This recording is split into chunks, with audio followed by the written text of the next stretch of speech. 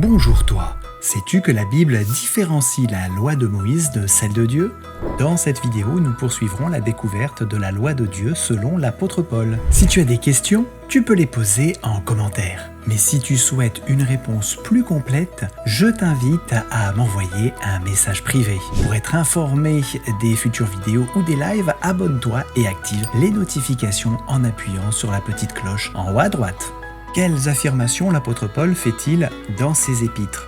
Il est écrit « Ne livrez pas vos membres au péché comme des instruments d'iniquité, mais donnez-vous vous-même à Dieu comme étant vivants de mort que vous étiez et offrez à Dieu vos membres comme des instruments de justice, car le péché n'aura pas de pouvoir sur vous puisque vous êtes non sous la loi, mais sous la grâce.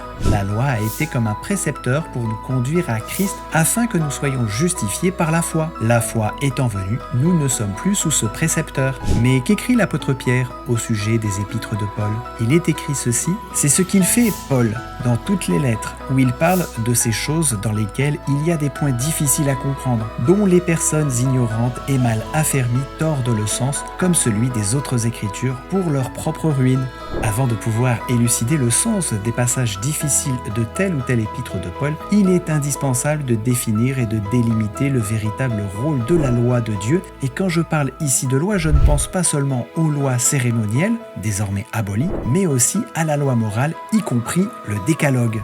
À bientôt pour une prochaine vidéo, et d'ici là, que Dieu te bénisse.